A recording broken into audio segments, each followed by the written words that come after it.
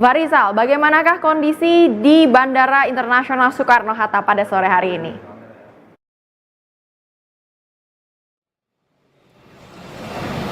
Ya, selamat sore Cila. Kalau kita bisa melihat dalam pantauan kami khususnya di Terminal 3 kedatangan Soekarno-Hatta Tangerang Banten ini masih terbilang masih ramai begitu, belum adanya penumpukan ataupun dari kepadatan penumpang yang tiba di kota Jakarta setelah melakukan mudik beberapa hari.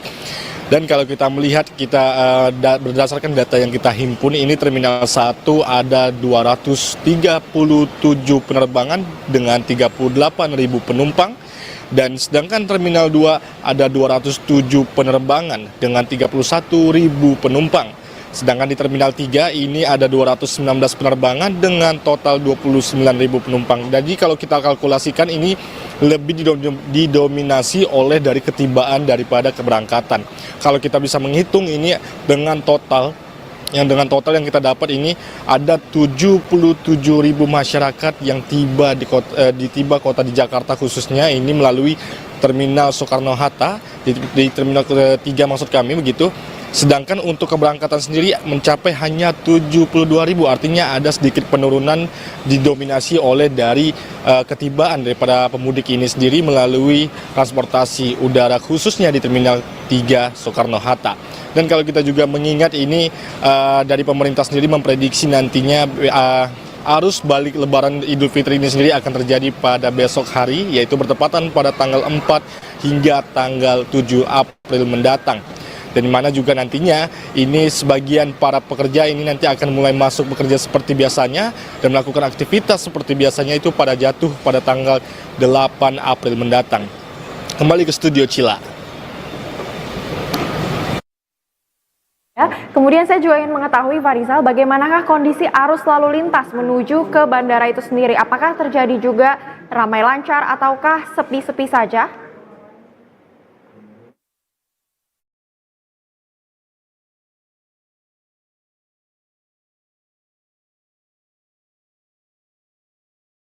Ke Terminal 3 ini sendiri masih terbilang sepi begitu, tidak seperti biasanya, mengingat juga ini prediksi dari pemerintah sendiri, ini arus balik Lebaran ini akan terjadi pada besok hari begitu.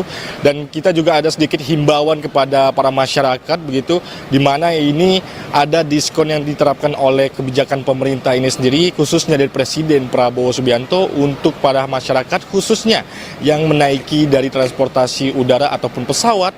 Ini ada diskon sekitar dari 5% ini ditanggung oleh masyarakat, sedangkan PPN 6% itu ditanggung oleh pemerintah. Namun Cila, ini ada poin-poin tertentu di mana ini diskon ini hanya berlaku nantinya dari pemesanan tiket pada tanggal 1 Maret hingga dengan 7 April.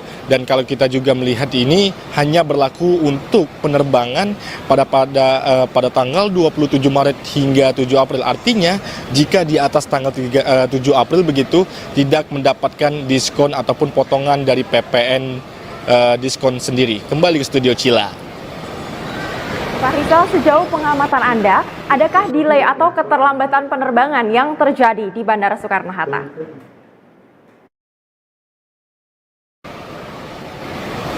Untuk keterlambatan penerbangan ini sendiri, dalam pantauan kami tidak ada, masih normal-normal saja begitu, di mana juga ini masyarakat yang mau mudik ataupun yang berangkat kembali ke kota Jakarta begitu sudah mendapatkan imbauan dari pemerintah khususnya ataupun dari Menteri Perhubungan dan ataupun juga dari pihak pengelola dari PT Angkasa Pura, di mana juga mereka menghimbau bahwasannya para masyarakat ini agar datang lebih awal begitu, tidak adanya nantinya keterlambatan dari penerbangan untuk sendiri. Dan itu juga berlaku bahkan tidak hanya di terminal saja maupun juga di stasiun, seperti pun dari terminal pesawat ataupun terminal dari bus sendiri. Dan di mana nantinya ini para masyarakat untuk dapat memastikan kedatangan dengan keberangkatan 1 jam ataupun dari 2 jam sebelum keberangkatan. Cila. Baik, Farizal, apakah ada fasilitas ataupun treatment ataupun perlakuan khusus yang diberikan oleh Bandara Internasional Soekarno-Hatta ini kepada para pemudik ataupun kepada para pelancong yang ingin berwisata keluar?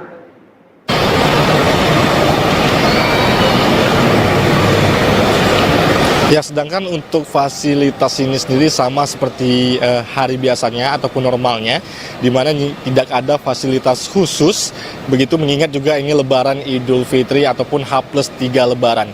Dan kalau memang untuk fasilitas ini sendiri juga seperti biasanya itu seperti kursi elektrik pijat mungkin disediakan hanya beberapa saja untuk bagi para pemudik ataupun dari ketibaan dari para pemudik ini sendiri di kota Jakarta agar dapat merefleksi sebentar begitu menghilangkan rasa lelah setelah dalam perjalanan selama mungkin berjam-jam untuk dari kota masing-masing ataupun menuju ke kota Jakarta, begitu juga sebaliknya dari kota Jakarta menuju ke kota masing-masing untuk melakukan mudik. Namun juga ini dari PT Angkasa Pura ataupun dari pemerintah juga menyiapkan dari pos terpadu begitu seperti cek kesehatan untuk dari para pilot ataupun dari kru dari penerbangan seperti pramugari ataupun dari pramugara ini sendiri agar dapat mengecek kesehatan layak atau tidak layaknya dalam bekerja ataupun dalam jam operasional keberangkatan atau ketibaan sendiri.